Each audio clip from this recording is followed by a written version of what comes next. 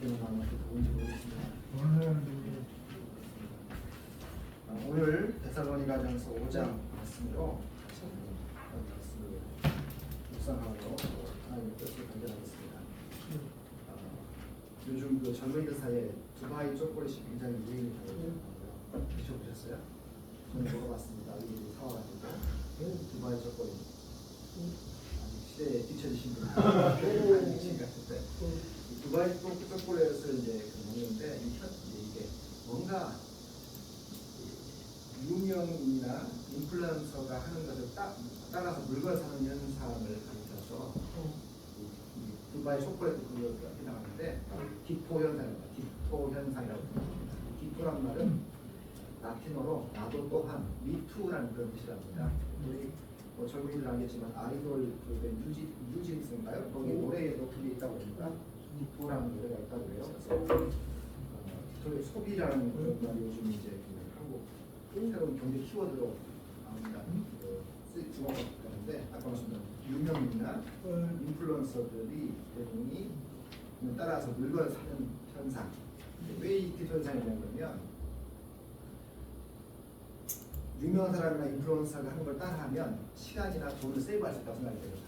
안 그러면 다 일일이 내가 테스트를 해봐야 되잖아. 해보고 이것저것 해봐야 되는데 유명한 사람들이 했고 인플루언서가 했기 때문에 이건 검증받은 거다라고 생각하면서 남이 하는 유명한 사람들이 하는 거 물건 따라서 물건 사는 현상이 그런 현상인데 남이 하니까 나도 따라하는 현상입니다. 가만히 보면 이게 신앙생활에도 적용되는 것 같습니다. 주님의 재림, 오늘 저희가 이제 다룰 중요한 키워드가 주님의 재림인데 주님의 재림에 대해서 사람들이 대중들이 하면 같이 따라하는 그런 경향이 있는 것 같습니다. 다른 말로 하면요, 예수 믿는 사람들 사이에 잊혀져가는 성경 진리가 있습니다. 예수님 교회 안에서 점점 다뤄지지 않는 주제, 지옥 주제죠. 지옥 주제. 그 다음에 최후 심판, 그 다음에 주님의 재림이라는 주제입니다. 세상 사람들은 세상 끝날 종말이라는 말 별로 관심이 없습니다. 세상 끝날 종말 하면 딱 떠오르는 게 영화 주제입니다. 거기서는 재밌죠. 그런데 실제로 일상생활에서는 별로 그렇게 관심 없는 주제입니다. 세상 끝나? 그렇다면 기독교인들은 세상 종말 어떻게 생각할까? 세상 사람들이 종말에 대해서, 세상 끝에 대해서 무관심하는 것은 당연한 건데 기독교인들도 현중에 이 종말에 대해 이야기하면 기독교인들 가운데 어떤 사람이 종말 이야기하면 세상 광신도인가? 혹은 교회에서 종말 이야기하면 저 교회는 이단인가? 이렇게 생각을 합니다. 우리는 세상의 종말, 주님의 재림 또는 이 세상 끝을 성경적으로 정의할 필요가 있습니다. 종말에 대해서 무시해도 안 되지만 잘못 알고 있어도 문제죠. 구약 성경을 보든 신약 성경을 보든 세상의 종말 이야기를 계속하고 있습니다. 세상의 시작이 있었다면 세상의 끝도 있다라고 가르치고 있기 때문입니다. 자, 이야기 조금 틀어보겠습니다. 각도를. 사람들은 지구가 오래 못 가는 거라고 생각합니다. 왜냐하면 공해나 환경오염 때문에. 그렇지만 사실 그렇게 말하지만요, 실제로 지구의 종말을 믿지 않는 거 아니에요. 우리나라는 인구 소멸 상태라고 우리 집사님도 비교하셨고, 그렇지만 실제로 필요에 와닿지 않습니다. 왜냐하면 우리 교회는 일 나니까.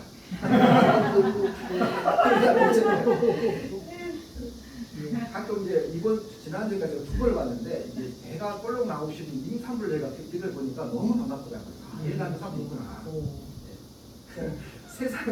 세상은요, 지구가 인간이 만든 환경 때문에 종말이 올 거라고 생각하지만 잘못이죠. 세상의 멸망은 환경 때문에 오는 게 아니라 주님이 끝내기 때문에 오는 겁니다. 세상의 종말, 주님의 재림이라고 할 때 어떤 생각이 드십니까? 세상의 종말이 올 거라고 생각하지만 우리 여기 앉으신 분들요, 내가 살 동안은 안 올 것이다 라는 생각들이 연연히 있습니다. 그래서 우리 아들 장가 보내고 시집 보내고 내가 좀 집도 좀 장만하면 그러고 나서 주님의 재림이 올 거다라는 이런 막연한 생각들이 다 있는 것 같아요. 제가 알고 있는 제 제자가 있는데 이분이 어느 날 저를 찾아왔습니다. 그러더니 우리 기도를 열심히 하는 분이 영적인 체험 있는 분이 그러더니 저한테 가지고 교수님 그때 제가 저를 찾아온 게 작년 겨울입니다. 2024년 봄에 북한이 남한을 죽을 겁니다. 자기가 반대요. 그래서 자기 그래서 남쪽 의사를 갈 거래. 교수님도 의사를 가세요 보시고요.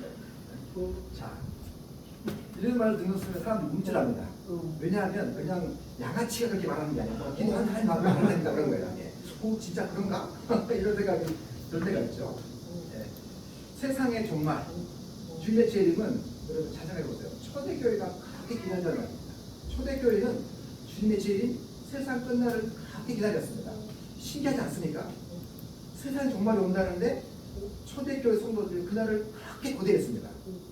세상이 끝나면 뭐가 좋은데요? 뭐가 좋아서 그날을 그렇게 기다렸을까요? 세상의 끝날, 세상의 종말은 세상의 끝이 아니라 주님이 이 땅에 다시 오시는 날이기 때문에 그렇게 기다린 것이죠. 사람들은 최후 심판을 나쁜 거라 생각합니다. 나쁜 거. 그런데 최근에 제가 들었던 토마스 슈라이너라는 학자가 있는데요. 이분이 쓴 뭐 책을 가지고 인터뷰하시는 내용이 나오는데 이렇게 이야기하셨어요. 이걸 한번 하고 제가 보내겠습니다. Apart from judgment, life doesn't make any sense. 목사님 또 영어입니다. 심판이 없다면 인생은 의미가 없습니다. 그렇게 이야기합니다. 제가 굉장히 좀 신선했습니다. 그럼 뭐냐면 심판이 judgment give joy and peace 이렇게 얘기합니다. 심판이 기쁨과 평안을 우리에게 가져다 줍니다. 무슨 말인가? 제가 아침에 이제 수원역에 다녀왔습니다. 다녀왔는데 저희 집 옆에 그냥 이제 수원 남문이라는 곳이었습니다. 그런데 도로에 갑자기 막 차들이 들어서 있고요. 보면 표시가 없어요. 사람들이 막 형광등을 뭐라고 이렇게 신호를 들면서 공사를 하는데 도로에 노면 표시가 없습니다. 4차로인데 큰 도로인데 노면 표시가 없다고. 그래서 제가 순간 움찔했습니다. 이거 잘못하면 위험하겠다. 중앙선도 없어요. 차선 표시가 없어서 혼란스러웠습니다. 교통은요, 도로의 차선 표시, 노면 표시는 우리를 제약하는 게 아니라 자유를 주는 거죠. 규칙은 자유를 줍니다. 운동 경기에 규칙이 없다면 대혼란에 빠져요. 탁구 치는데 마음을 쳐도 점수 준다. 이렇게 하면 문제가 되죠. 최후 심판이 뭐냐면 바로 세상의 규칙을 세우는 겁니다. 주님이 다시 오면 하나님을 대적에 높아졌던 이 세상의 거짓신들을 하나님이 심판하실 겁니다. 성도들을 고난과 핍박으로 몰아넣었던 악한 자들을 하나님이 심판하시고 굽어져 있던 세상의 질서를 하나님이 바로잡아 주실 것이기 때문에 초대교회는 이 날을 딱 수고되어 있습니다. 세상에 주는 평화와 안전은 불공정하죠. 불평등합니다. 거짓됩니다. 진정한 참된 평화와 안전이 주님이 다시 오셔야만 이 땅에 주어질 것이라 있기 때문에 우리는, 그리고 초대교회는 그걸 기다렸습니다. 성도들은 그 날을 기다리는 사람들입니다. 그 날의 사람들이죠. 이것을 잃어버리면 어떻게 보면 우리는 심각한 영적 위기에 빠져있는 사람들, 영적으로 시한부 인생을 사는 사람이다. 이렇게 볼 수가 있습니다. 자, 그런데요. 아까 말씀드렸던 것처럼 초대교회 성도들 대다수 주님의 재림을 기다렸지만 희한하게 주님의 재림을 공포스럽게 생각했던 사람이 있습니다. 초대교회에서 조금 색다른 사람이 있었죠. 주님의 재림을 기다리지만 이 날을 희망을 가지고 기다리는 게 아니라 공포스럽게 겁에 질려서 주님의 재림을 생각하며 떨었던 사람이 있었습니다. 그게 누구냐면 바로 데살로니가 교회 성도들. 이 데살로니가 교회 성도들은 주님의 재림에 대한 오해가 있었습니다. 이들 어떻게 믿었냐면 주님의 재림은 두려운 거다. 주님의 재림을 못 믿는 게 아니에요. 주님의 재림이 있다는 걸 믿는데 그 재림이 오면 자기들이 힘을 받게 될 것이다. 이렇게 생각하면서 주님의 재림을 공포스럽게 생각했습니다. 이런 오해를 바로 잡기 위해 쓴 편지가 바로 데살로니가 전서와 후서입니다. 오늘 우리도 다시 한번 주님의 재림에 대해서 한번 살펴보고 우리의 믿음과 또 신앙을 새롭게 할 필요가 있습니다. 자, 여기 보면 1절 2절에 바울은 데살로니가 성도들이 정말 잘 알고 있는 사실 하나를 짚어놓은 겁니다. 자, 우리 1절 2절 한번 보겠습니다. 형제들아 때와 시기 권하에는 너희에게 쓸 것이 없으면 주의 날이 밤에 도둑같이 이룰 줄을 너희 자신이 자세히 알기 때문이다. 자, 여기 보면 바울은 데살로니가 성도들이 정말 잘 알고 있는 문제를 짚어갑니다. 그게 뭐냐면 이제 나오죠. 주의 날이 밤에 도둑같이 올 것을 너희가 자세히 알고 있다라고 얘기해요. 그러니까 데살로니가 성도들은 주님이 재림이 올 거라는 걸 알고 있습니다. 그것도 밤에 도둑처럼 올 거라고 알고 있죠. 이 본문에 보면 2절과 3절에 두 가지 비유를 써서 주의 재림을 설명합니다. 하나가 밤에 도둑 비유, 도둑의 비유죠. 2절에 보시면 주의 날이 밤에 도둑같이. 그 다음에 3절에 보시면 임신부의 비유입니다. 그들이 평안하다 안전하다 하는 그때 임신한 여자에게 해산의 고통이 이른 것 같이 갑자기 그날이 올 것이다.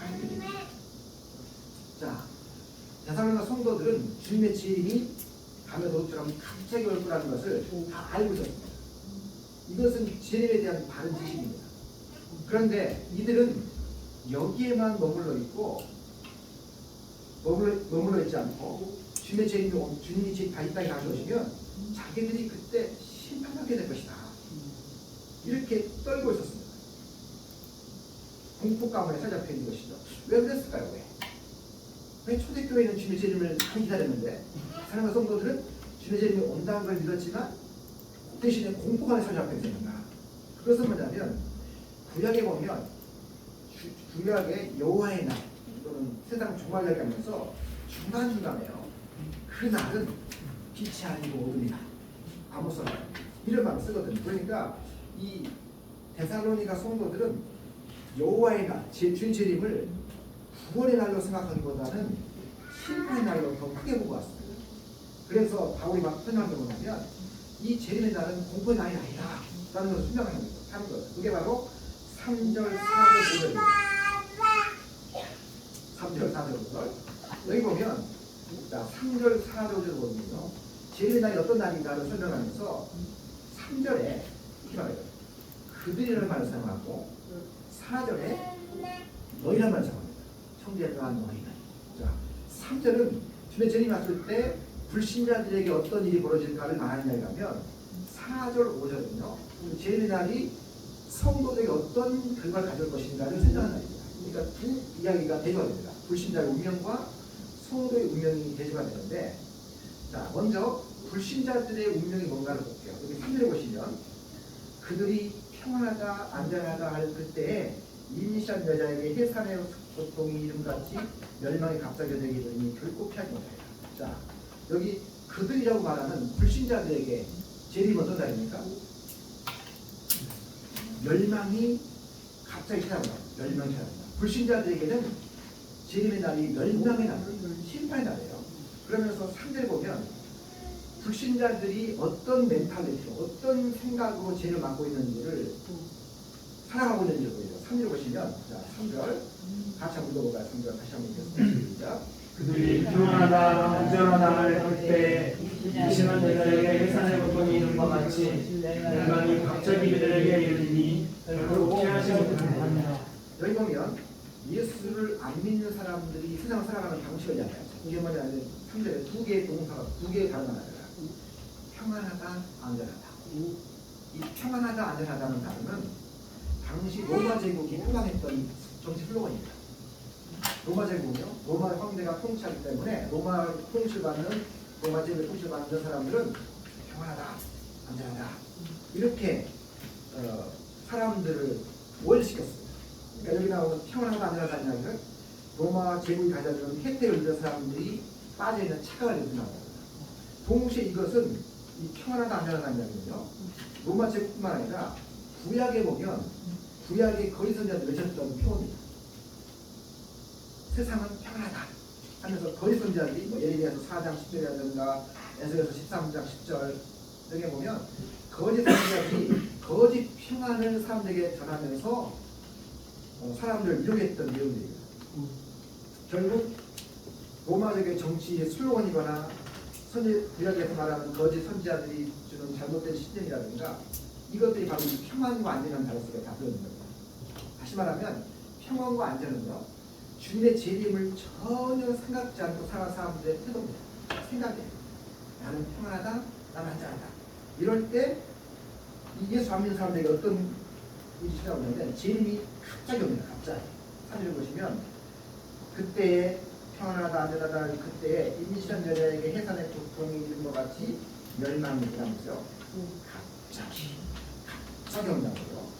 여기 2절에 보면 도둑의 비유를 들었죠. 그리고 여기 보면 3절에 임신 후에 임산 후에 산모의 비유를 듭니다.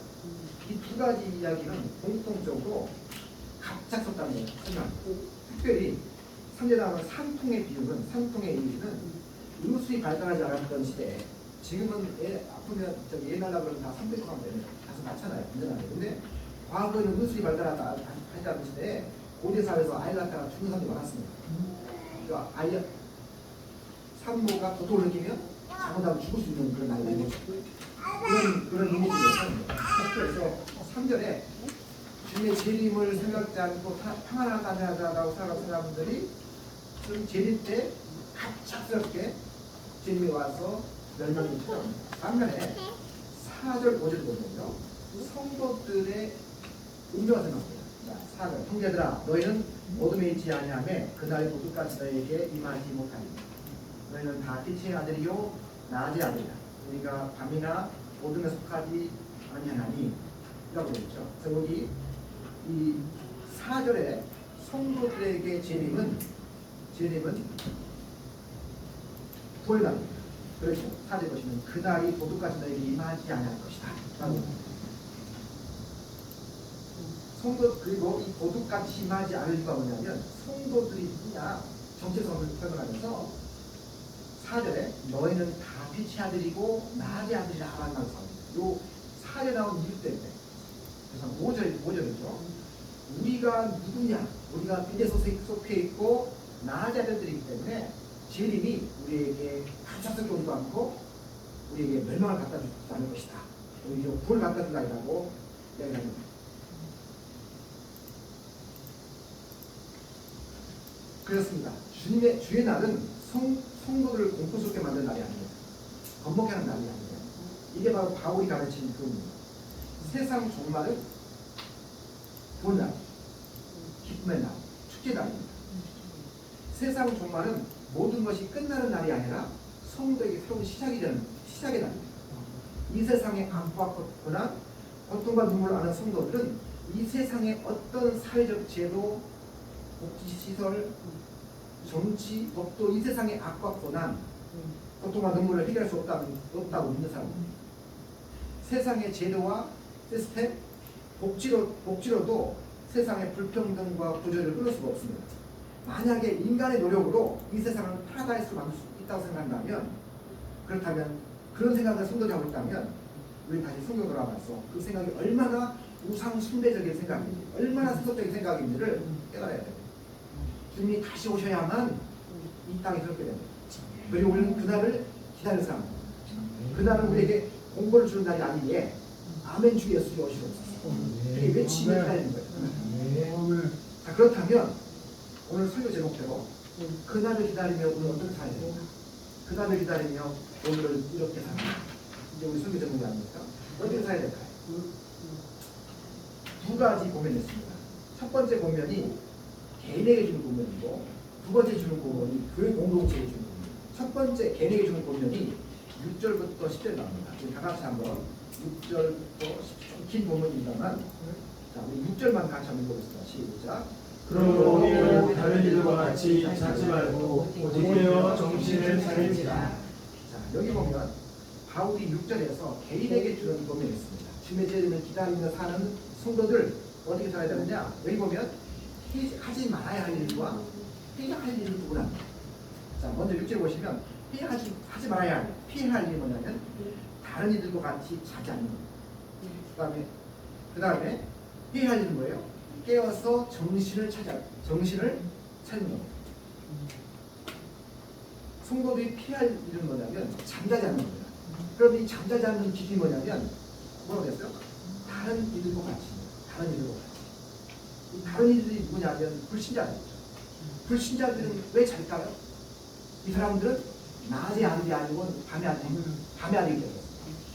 밤이 오면 사람들은 잠을 잡니다. 가끔씩 밤에 안 자는 사람 있죠.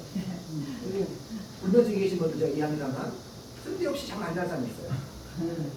그런 사람들은 조금 자연 이치를 벗어난 사람인데 주로 사람들은 밤에 잠을 자고요. 왜 그러냐면 성도들은 밤에 사람이 아니라 낮에 사람이 되면 어떻게 해야 돼요? 낮에 사람처럼 활동하는 거죠. 활동하는. 예수 안 믿는 사람들은 밤이어서 나가기 때문에 자기들은 성도들은 잠을 자지 말아야 돼요. 또 하나 두 번째 뭐냐면 적극적으로 해야 할 오직 깨어 정신을 차리는 일이에요. 오직 깨어 정신을 차리는 일이에요. 이 깨어 정신 여기 지금 보면 정신을 차린다는 말 있잖아요. 이 말을 봅니다. 이 단어는 원래 술 취하지 않는다 혹은 자기 절제한다는 뜻입니다.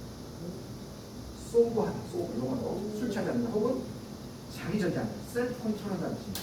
또는 균형을 잡는, 웰 밸런스라는 뜻입니다. 우리말로 정신을 차린다 해가지고 약간 의미를 좀 비슷하게 번역했습니다만 정확한 의미였습니다. 우리는 자지 않고 깨어있으면서 정신을 차리고 있습니다. 지금 사람들이 잠을 자는 이유는 지금이 밤이라서 나게 됩니다. 밤에 사람들은 잠을 잡니다. 그런데 예수 믿는 사람들은 밤에 활동하는 사람들이 아니라 낮에 활동하는 사람들, 낮에 속한 사람이기 때문에 저 밤에 속한 사람들처럼 행동하면 안 돼요. 의학이죠. 주일날을 기다리는 사람들은 자지 않고 깨어 정신을 차리고 있어야 됩니다. 제가 어떤 걸 검색하다가 굉장히 좀 쇼킹한 걸 봤는데 옥스퍼드 대학교하면 굉장히 명문 대학교죠. 저도 옥스퍼드에 못 가봤습니다. 캠브리지에는 결과 봤지만 옥스퍼드 결과만 봤어요. 네, 영국 옥스퍼드 대학교의 신학 교수, 신학하고 구약성경 가르치는 교수님이라는 게 이분은 잔 휴스턴이라는 교수가 계십니다. 이분이 프랑스에서 체포됩니다. 그리고 감옥에 갇히게 됩니다. 2020년 3월쯤에 있었던 일인데요. 그런 명문대학의 영국 옥스퍼드 대학교 교수, 프로페서. 우리나라는 프로페서가 흔하죠. 우리가 25년 프로페서란 말은요. 우리나라는 흔하지만 영국은 프로페서가 되게 어렵습니다. 프로페서 딱 가면요. 진짜 명문한 사람이죠. 학문적으로 깊은 사람. 이 사람이 바로 옥스퍼드 대학교 프로페서 교수인데 그 이전에는 이분이 교회에서 목회를 했던 목회자입니다. 그가 무슨 작업을 했는지 아십니까? 28,000개의 사진과 동영상을 받았어요. 아이들 성적으로 학대하는 사진과 영상이었어요. 이게 프랑스에서 발견되고 거기서 체포되고 옥스퍼드 대학에서 교수 자리에서 잘립니다. 이게 가디언지에 실렸다. 지금 페이스 보다 보니까 이분이 최근에 책을 냈다고 해가지고 사람이 쫙 보더라더니 징그러워 이렇게 되게 다릅니다. 여기 영어 어스산하고 있잖아요. 옥스퍼드 대학 이것 때문에 발칵 뒤졌습니다. 그리고 그 자리에서 파면이 되죠. 유명한 교학자, 신학자예요. 그 전에 목회했던 사람이에요. 그도 정신을 차리지 않고 깨지 않으니 정말 상상성 문제입니다. 여러분이 위키피디아라는 거 아시죠? 위키피디아. 들어보셨나요? 위키피디아에 이 사람 이름을 딱 검색하잖아요. 이 사람의 업적뿐만 아니라 이 사람의 이 죄도 다 밑에 있어요. 이 사람이 이거 안 지워질 거예요. 평생 떠다니까요. 우리도 마찬가지입니다. 우리도 잠을 자고 깨어지지 못할 수가 있습니다. 그래서 바울은 오늘 성도들에게 주의 재림을 기다린다면 깨어서 정신을 차리고 있으라. 넘어질 수 있다 라고 얘기합니다. 자, 두 번째 주는 권면은 11절이에요. 11절. 다 생략하고 11절이라고 했습니다. 다 같이 한번 읽어주세요. 11절. 시작. 그러므로 묵상하고 권면하고 서로 덕을 세우기를 너희가 하는 것 같이 하라. 여기 보면 첫 번째는 계획이 준 겁니다. 주님의 재림 기다리면 각자 잠을 자지 말고 깨어서 정신 차려라. 이건 계획이 준 권면입니다. 두 번째 권면은 11절인데 여기는 교회 공동체의 준 권면입니다. 이게 뭐냐면 서로를 피차 권면하라. 서로를 권면하라. 그 다음에 두 번째 서로 덕을 세우기를 하라 이렇게 됐죠. 격려하라고 서로 격려하라. 그 다음에 두 번째가 뭐냐면 서로 덕을 세우라. 덕을 세우라. 여기 중요한 게 뭐냐면 덕을 세우다는 단어는 우리말로 덕을 세우다는 말은 조금 어렵겠는데 원래 build up 하다. 단단히 세워가다는 뜻입니다. 이 말은 집이나 건물을 세워가다는 뜻입니다. 세워가다. 어떤 것을 무너뜨리지 않고 세워간다는 뜻이었습니다. 그러니까 이 단어는 우리말로 도서다는 단어는 다른 사람의 신앙을 세워주거나 신앙 공동체를 단단히 세워주는 것을 가리키는 흥미로운 게 우리말로는요 조금 약하게 번역되는데 11절에 덕을 세우라고 이야기하면서 바로 앞에 어떤 단어를 붙였죠? 피자 보면 그 다음에 서로 이 서로란 말이 우리말로 굉장히 번역이 약합니다. 이 단어는 뭐냐면요 한 사람이 한 사람을 각각이 각자를 이렇게 돼 있어요. 번역이 각자가 각자를 덕을 세우기를 너희가 하듯이 하라 이렇게 돼 있어요. 무슨 얘기냐면 신앙 공동체를 세우는 일은 교회를 이끌 영적 리더들 목사님이나 장로님만이 책임이 아니라는 거죠. 동시에 성도 한 사람이 다른 사람을 책임지라는 이야기를 하고 있는 거예요. 성도 한 사람 한 사람이 동료 신자 한 사람 한 사람의 믿음을 세워주는 일을 해야 된다. 이게 바로 주님의 재림을 기다리는 모습이다 라고 가르치고 있는 것이죠. 주님의 재림을 기다리는 것은 개인적으로 깨어있는 것에 그쳐서는 안 됩니다. 교회 있는 공동체에 있는 지체들, 동료 신자들을 돌보고 격려하는 삶을 사는 것이 바로 재림을 기다리며 깨어 사는 것입니다. 주님의 재림을 혼자 기다리는 게 아니에요. 함께 기다리는 것이죠. 올림픽 표가 있습니다. 올림픽 표가 뭔지 아세요? 오늘 끝나죠. 올림픽. 어디서 올림픽 있죠? 아니 네. 목사님은 세상 아시고 계십니다. 올림픽 있었나요? 이런 분들이 있어요. 네. 올림픽의 표가 더 빠르게, 더 높게, 더 강하게. 근데 라틴어로 스티우스, 알티우스, 스포티우스 기록입니다. 근데 이게 2020년까지 있다가 2021년에 표가 하나 더 붙입니다. 하나 더 붙여요. 그게 뭐냐면 꼬뮤니티하고 무슨 뜻이냐면 함께 가만히 보면 더 빠르게, 더 높게, 더 강하면 다 경쟁만 붙이는 거예요. 그럼 올림픽 정신이 뭐죠? 참석하는 의미가 있는 게 올림픽 정신입니까? 함께 온 세계가 하나 되는 겁니다. 그래서 2021년도 코로나가 지나고 나서 21년부터는 거기다가 함께, 더 빠르게, 더 높게, 더 강하게, 그리고 함께라고 표를 붙였습니다. 여러분, 주님의 재림을 올림픽처럼 어떻게 해요? 함께 기다립니다. 우리가 만일 다른 형제와 자매를 돌보지 않는다면 주님의 재림을 기다리지 못하고 있는 것입니다. 너는 나고 나는 나다. 이건 세상의 방식입니다. 주님을 아는 사람들은 같은 교회 공동체에 있는 지체가 나태해지거나 연약해지면 도와주고 돌봐주고 어깨를 붙이게 해서 함께 갑니다. 때로는 온유하지만 강하게 책망하면서 주저앉아 있는 동료들을 일으켜서 함께 주님을 기다립니다. 이런 일을 하지 않는 사람은 주의 재림을 준비한 사람이 아닙니다. 개인적인 차원뿐만 아니라 공동체 차원에서 돌보고 격려하고 신앙을 북돋는 일이 재림을 기다리는 성도들이 해야 하는 것입니다. 그렇지 않다면 다른 말로 잠자버리는 겁니다. 정신을 못 차려버리는 것이죠. 결론과 확성입니다. 올림픽이 오늘 끝납니다. 즐거웠습니다. 20대가 즐거웠는데 저희 지금 다툴러고 왔거든요. 올림픽에서 흥미로운 게 프로포즈한 사람이 있었더라고요. 혹시 아세요? 부상이 있었어요. 부상이. 하나는 기분 나쁘지만 우리나라를 이겼던 네, 중국 배드민턴 혼합복식 금메달리스트 가운데 여자였는데 그 여자 이름이 황야총입니다. 황야총 이라는 중국 여인에게 또 다른 배드민턴 선수 유위치라는 남자 복식 금메달 선수였어요. 이 사람이 프로포즈를 딱 합니다. 그래서 막 박수를 치고 좋아했습니다. 또 하나의 프로포즈가 있었는데 7일날 육상 여자 3000m 장애물 결승에서 프랑스 사람이었습니다. 알리스 피노시라는 이 여성이 자기의 기록을 깹니다. 9분대를 깨고 8분 58초 67의 기록을 결승을 통과합니다. 안타깝죠. 4등했어요. 근데 결승 경을 딱 통과하고 나서 뛰어가는 사람이 있어요. 방송 속에 있는 남자친구가 뛰어가거든요. 피를 딱 뽑아가지고 청혼합니다. 프로포즈하고 그냥 있을 수 없는 거죠. 주로 남자들이 프로포즈하는데 여기는 여성들이 프랑스 여인이 남성한테 프로포즈를 합니다. 멋있다. 근데 피오라는 여성이 남자 친구에게 준 배지에 이렇게 있었어요. 사랑은 파리에서. 프랑스 올림픽 핀에 붙어 있는 프로그램입니다. 사랑은 파리. 참 낭만적이 아닙니다. 자, 이 사람들 프로포즈 할 때 사람들이 얼마나 두려웠을까? 가끔씩 우리는 이제 프로포즈 하고 예스 하지만 어떤 데 보면 막 던지는 데도 있잖아요. 보면은 보셨나요? 내가 성공한 건 거지만 프로포즈가 아니고 건상하는 것도 봅니다. 프로포즈는 이 올림픽을 기다리면서 프로포즈를 하면서 얼마나 가슴이 떨렸겠습니까? 그때 가서 이벤트로 프로포즈 한다 했을 텐데요. 근데 이 사람들이 약혼을 딱 했다고 생각했어요. 그러면 프로포즈는 떨리는 거지만 그러나 어느 누구도 결혼식 앞둔 사람은 결혼식 있는 날을 기다리면서 공포에 겁에 질리지 않습니다.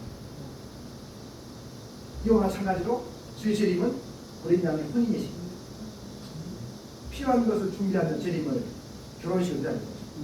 생일을 기다리는 사람들은 아이들은 생일 1년에 매달 있으면 좋겠다는 이야기를 매달 있으면 좋겠다. 벌써 시간이 얼마 안 남았는데 생일 12시밖에 안 남았는데 이런 사람이 있어요.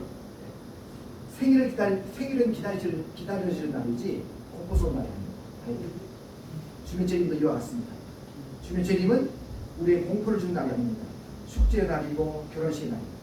우리는 그날을 기다리며 오늘 사는 삶 따라서 여러분 그날을 기다리며 개인적으로 깨어있고 공동체적으로 서로 격려하면서 주의 재림을 기다리게 될 수 있기를 주의 기도합니다. 하나님 감사합니다. 데살로니가 전서 5장 말씀을 통해 주의 재림이 우리에게 어떤 날인지를 깨닫게 하시니 감사합니다.